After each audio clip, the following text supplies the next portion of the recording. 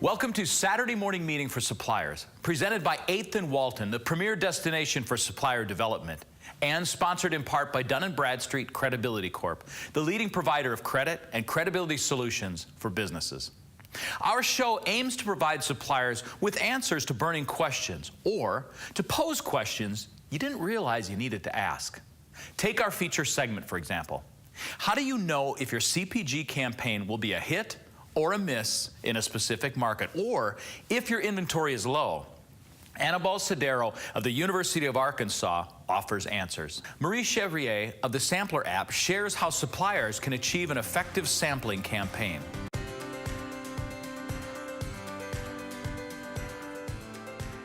This week on Retail Edge, we've got Marie Chevrier, who is the founder of Sampler. Welcome, glad you're here. Thank you. Thank you so much. Tell us a little bit about yourself and Sampler. Yeah, so I started my career in agency. So I started at J. Walter Thompson, where I actually focused on the Tim Hortons business. So I am Canadian. Right. From there, I actually had the chance to go into VC, so venture capital, where I had the chance to rotate on different startups in New York City. And that's where I really got fascinated by the product sampling space, and I worked on 3 different startups that were all CPG focused. Got it. Very, very relevant to what we do around here. So how do you see the consumer packaged goods brands using samples today? What are the issues as well?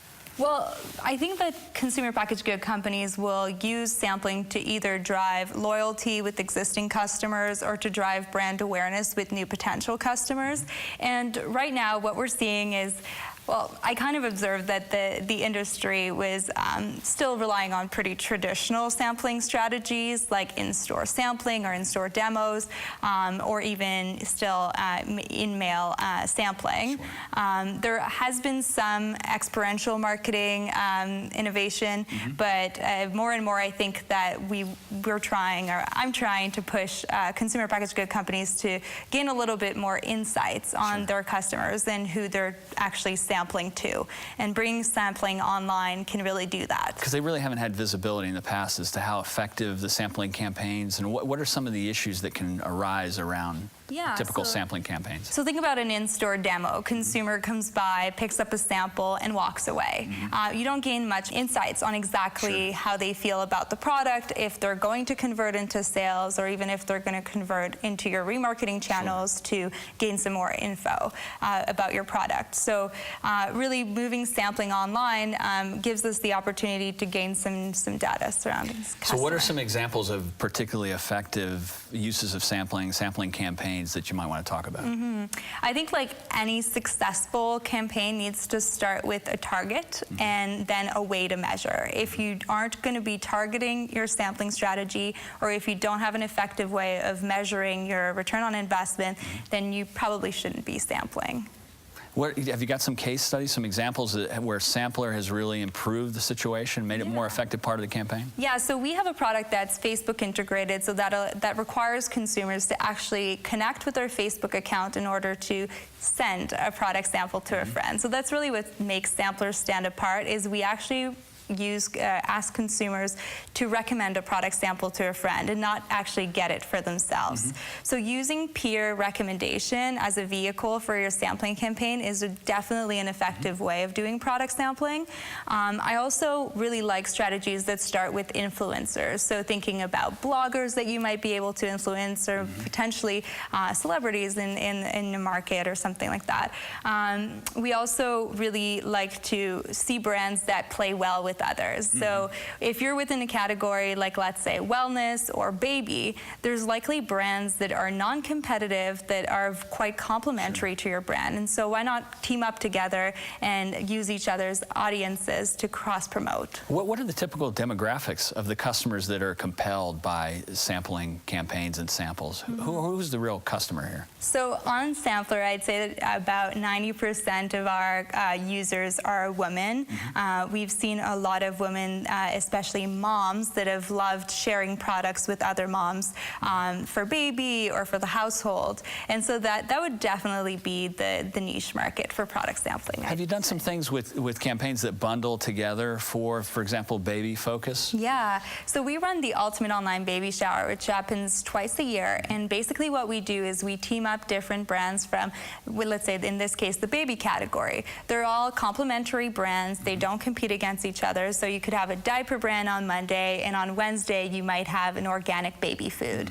The idea is that it becomes kind of an online scavenger hunt for all of the best baby brands. And we're looking to do that in the wellness category and for other seasonal activities like Mother's Day or Father's Day as well. Oh, very, very interesting. Where's all this going over the next 5 years? How do you see all this sorting out? Right, so as more and more CPG companies are starting to focus on data, I think that there's a huge market opportunity or a technology opportunity for us to start benchmarking different companies' results against others, and also gaining a lot of insights on how consumers' brand sentiment is growing from product sampling. So that's really where we're hoping, the space we're hoping to play in.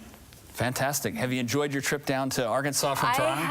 I have. I am really amazed by all of the innovation and the great leadership that the consumer packaged good and retail has here. And yeah, everyone's been very welcoming. Well, thanks very much for coming down. We really appreciate having you on the show. And that's it this week for the Retail Edge. Coming right up will be the remainder of Saturday Morning Meeting.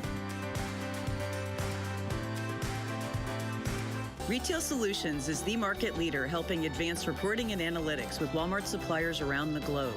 We manage the data for you, automate data integration, attribution, and reports, and then help you focus on activities that will drive the most value. To do this, RSI works with you to perform a business value assessment to identify the largest value opportunities in your business. If improving results in sales through better insights and execution and efficiencies are important to you, contact RSI today. We all have large libraries of data. Unfortunately, most companies never read what is in their library, but instead settle for top-line reporting. Beyond software that just automates, when we open our minds to being curious and creative with data, we discover the insights that build into remarkable ideas which deliver business growth. Here at the Harvest Group, we do just that. Open up your rich consumption data into a set of priceless ideas that grow the business. Are you ready to unlock the ideas buried in your data? Let the Harvest Group take a look at your business. My colleagues and I were lucky enough to have a custom course put together for us by Ethan Walton and Iris, our instructor. It focused on all the different aspects of what an analyst might need from retailing to work with Walmart. I think what surprised me most is that there were so many things that I had not been using in Retail Inc. that would be valuable for me and that I hadn't attempted to use yet. And also just some tips and shortcuts. Iris has a lot of experience, and she knows how to help you find things that are going to help you do your work.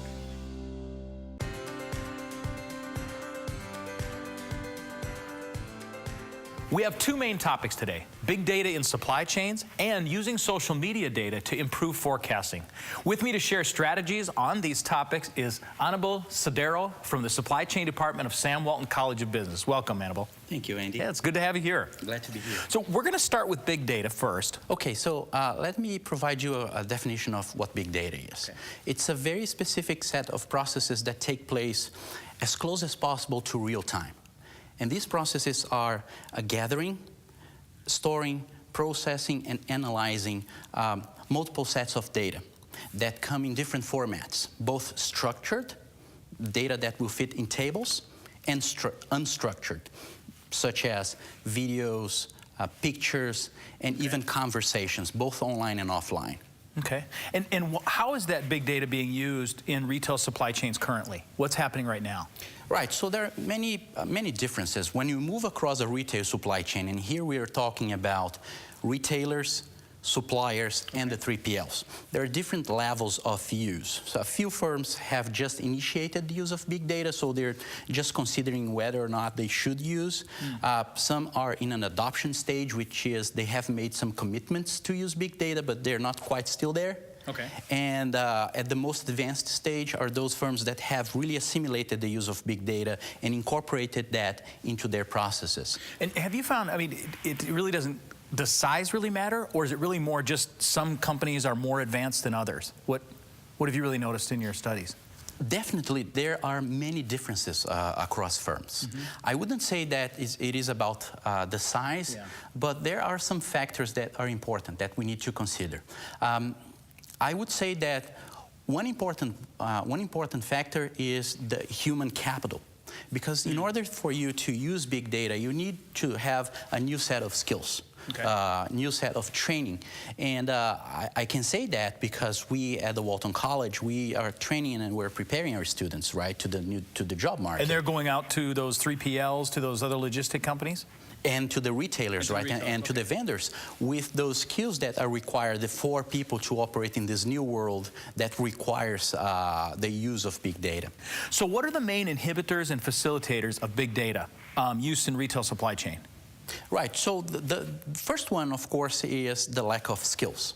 The human capital. The human factor. The second one, and this was very interesting when we were doing our research, we were not expecting that. When you ask people, what is big data?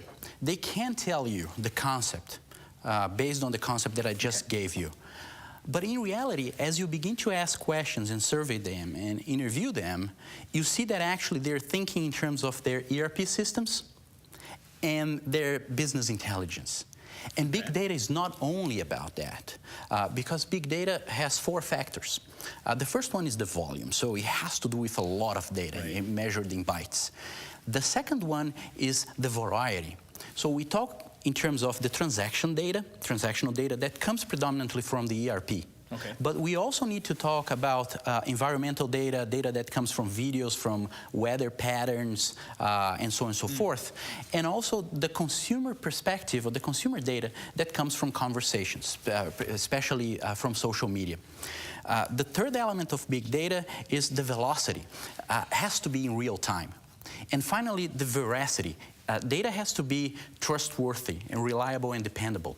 But people, when they talk about big data, they're considering only the massive amount of data that comes from their ERP, or if they're considering business intelligence, they're thinking in terms of batch processing. And big data has to be as close as possible to real time. So say I work for a CPG company. Annabelle, how can using big data help me? It can help you in different ways. It depends on what your strategy is. If it's reducing costs or improving services. In our research, we saw that firms are achieving different results depending on who they are, what capabilities they have, and how they are working collaboratively with their supply chain partners. Not only Sam's Club and Walmart, but also 3PLs and vendors. So you need to focus, what is your strategy? How are you going to use big data? And we find trade-offs. Definitely, if you improve service, you may need to sacrifice a little bit efficiency. And if you're going for the way of cost, unfortunately, you may lose in terms of service. In terms of on-shelf availability, and it's for finding example. that balance that really works. Yes. Yeah. So what kind of results are suppliers getting from successfully using the big data? Definitely, they're achieving a competitive advantage. We could find that through our survey and based on our interviews as well. But the use of big data is still very elusive, and only a few firms are really mastering that. And you're helping them right now try to figure out that whole how to use that. We are helping in many ways. One clearly is by doing research and providing tailor-made results. The other one is trying to prepare the new workforce that is required to operate in this new environment. Thank you, Annabelle. When we come back, Annabelle will give us ways suppliers can improve their business and their partnerships with retailers using social media. Saturday morning meeting will continue shortly. Introducing MV Retail, the smart device-driven team management software. Using your existing staff and smart devices, MV Retail changes the game by leveraging the full power of mobile team management, all while consolidating multiple management systems into a comprehensive software solution for your business. Whether you are a selling, merchandising, training or service organization, MV Retail has you covered, so don't delay. Contact MV Retail today to set up a free trial. Bentonville Commerce, less than 1 mile from the Walmart home office. You'll love the convenience, amenities, and customized options Bentonville Commerce offers. For more information, call 479-659-1260 today.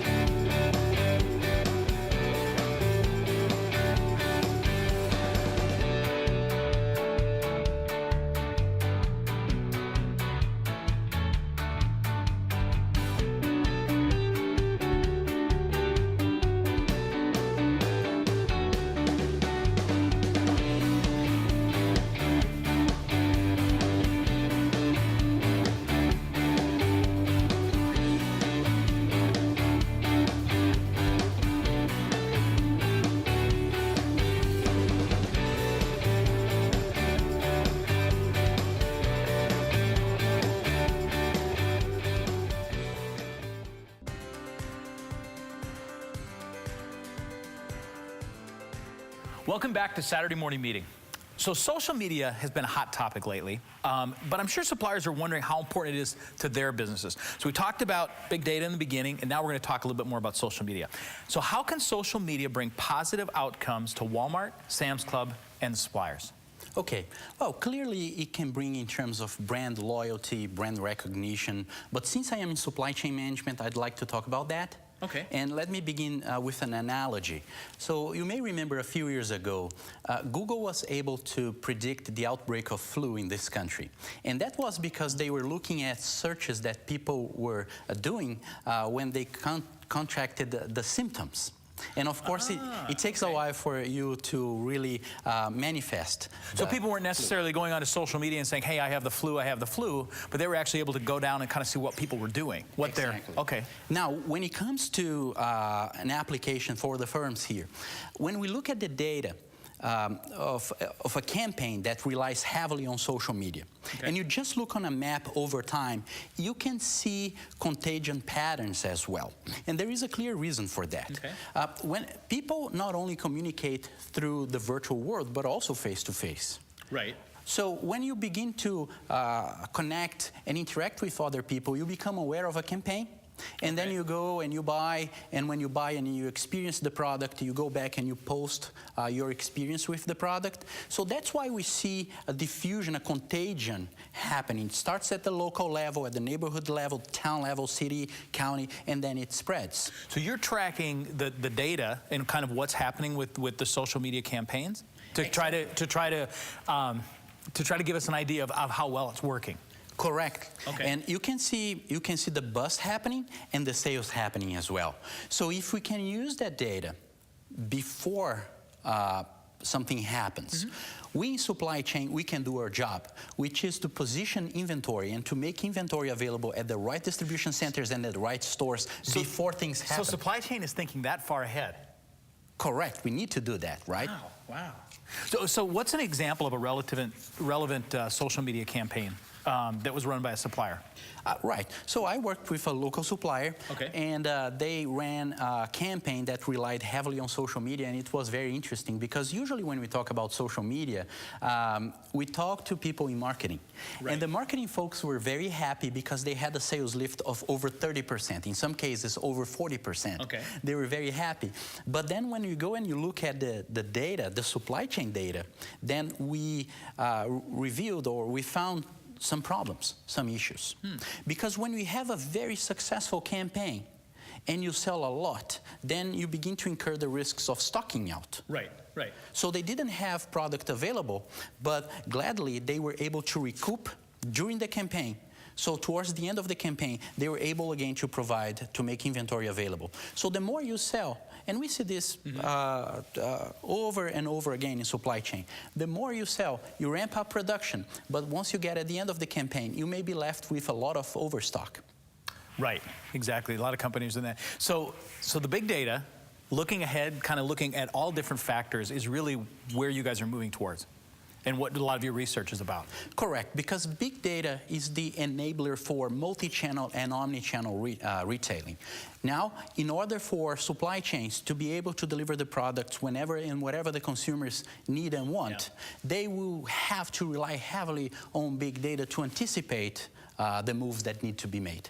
Well, it sounds like the future is here. And it sounds like you're right on the cusp of getting that information and looking for that. Couldn't be at a better place. If you want to become a smarter supplier, utilize big data for your supply chain and social media data for your forecasting. To learn more about Annabelle's case studies, go to 8thandwalton.com. Saturday morning meeting, we'll be right back.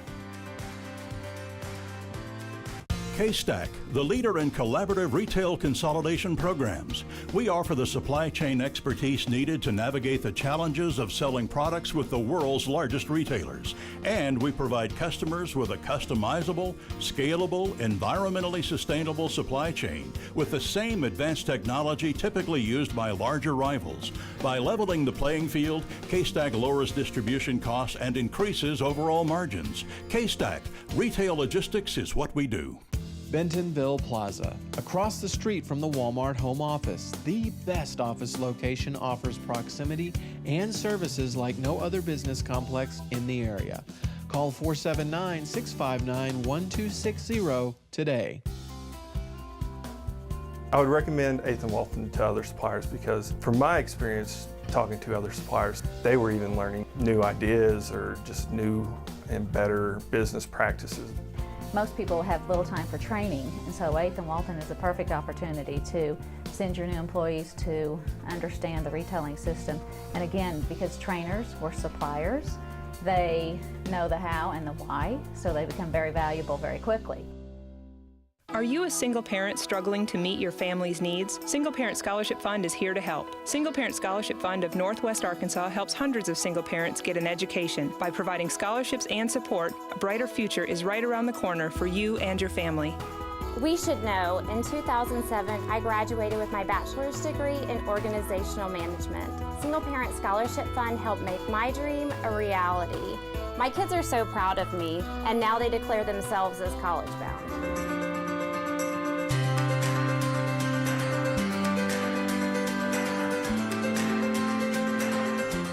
Welcome back to Saturday Morning Meeting. I'm joined today by Jean and Jacob from the Boys and Girls Club of Benton County and Kraft. Thank you for being with us today. Yeah, it's our pleasure. Great. Well, let's get started. Let's talk briefly. I think a lot of people are probably familiar with what the Boys and Girls Club does and does for the area, but could you just give us a quick overview? Yeah, so we are a youth development facility for ages 6 to 18. So what does a youth development facility mean? We are very intentional about developing every single child that walks through our doors in 3 focus areas. That is academic success, healthy lifestyles, and good character and citizenship. So when a child walks through the Boys and Girls Club, they have an opportunity to get help with their homework if they need that. They have an opportunity to engage in physical activity and to get some energy out or participate in one of our healthy lifestyle classes. Jacob, can you tell us a little bit about ways that some of the supplier teams in Northwest Arkansas support what you're doing? Definitely. So with our supplier teams, it's very similar to individuals, as we have them participate with their time, talents, and their treasures. And so we have groups of supplier teams that come in and spend their time volunteering here at the club, whether it be activities with our kids or painting. You said we have 4 facilities in the area, and we will see over 600 kids every single day in those facilities. And so we need a lot of maintenance and a lot of upkeep with those facilities. So they'll come in and help paint or take care of the facility. We've been enjoying the beautiful vibrant paint behind us today. We had a great volunteer group from Walmart come in and paint our lovely map. One of the more lively backgrounds we get on the show. Yes, well, good. Good to hear. Good to hear. Then also with our talents, is we have some specific suppliers that they might have a specific talent, or their business is around food, and so they might provide food to the Boys and Girls Club, or a group that like General Display Works, who produces corrugate, who they have done some work for the Boys and Girls Club. And then also their treasures, is that it does obviously take resources to be able to have our kids here every single day after school and during the summertime. And so we have a lot of supplier teams that will invest with their financial resources as well to support the club. Great. Any standout or unique ways that you can think of from either of your experiences, I guess, in particular with Kraft, maybe that you've been able to help support this organization? Sure. So Kraft is a proud sponsor of the Boys and Girls Club, and I can think of a few ways and things that we've done. So one in particular, to support healthy lifestyles, is we built a playground 3 or 4 years ago, I believe. So that was our whole team came out, so we have a week every year where Kraft gives back to the community, and so we use that Make an Impact week to build the playground. Last year, I believe, we came and we painted at the Boys and Girls Club. We also sponsor Youth of the Year, and so we hold all the judging, at our offices, and we have different volunteer judges that come in and judge the different youth and interview them. So actually, that's interesting. Can you talk about the Youth of the Year a little bit? Tell us a little bit more about that. Your involvement, what it is, and kind of, any interesting stories from that. Oh, sure. So the Youth of the Year is a competition to pick, and it's judged on character and leadership and overcoming life obstacles. And different juniors or seniors that are members of the club and actively involved, in their community can go through this Youth of the Year competition. So we held the judging, and we came up with 4 finalists. And a few weeks ago, we interviewed them and picked a winner. And so this year's winner is actually Jocelyn Martinez, and she went to the state competition for Arkansas and won there as well. Wow. Yep. And in the past, Kraft has gone and helped them prepare for interviewing, helped all the candidates. And that was actually a lot of fun. We went over to the Rogers unit and probably worked with 10 or 15 of the candidates and, did some mock interviews and gave them some questions and helped them answer the questions effectively. Sure. And they have really compelling stories to tell, and just being able to answer the question, succinctly. And so it was really interesting to even see them develop along the process. Oh, you could see that's great. Any standout answers that you can recall? Actually, one for me, well, 2. Last year there was one that moved me to tears. This year there was one from actually the winner, and I remember writing down the quote that she said, and I just thought it was amazingly brilliant to come from a 17-year-old, and it kind of moved me. And what she said was, I want to be the person that people know my story and my background but still admire me. And she did have a great story to tell, and had overcome a lot of obstacles. So that just really moved me. Yeah, no, that's really neat. That's great. So are there any events coming up where supplier teams can get involved, big or small, ways that companies can help support what you're doing here? Yeah, so we have our, speaking of Youth of the Year, we have our Youth of the Year celebration coming up on April 2nd. And this is one of my favorite events at the Boys and Girls Club because it's a unique event in Northwest Arkansas, and everybody knows we have a lot of those. But this event is all about celebrating our youth here at the Boys and Girls Club. And so we will have some of our friends, Michelle Gleckler and Sean Baldwin, join us. Also a keynote speaker, Ronnie Brewer, will be there. If anyone's interested in more information, is there a website that you can provide? Yes, you can look at our website at www.bgcbentoncounty.org under events, and so that's where you can find all the information. And then, Gene, if you want to talk about how sponsors can get involved or companies can get involved, that'd be great. Sure. So for Youth of the Year, you can actually be a table sponsor.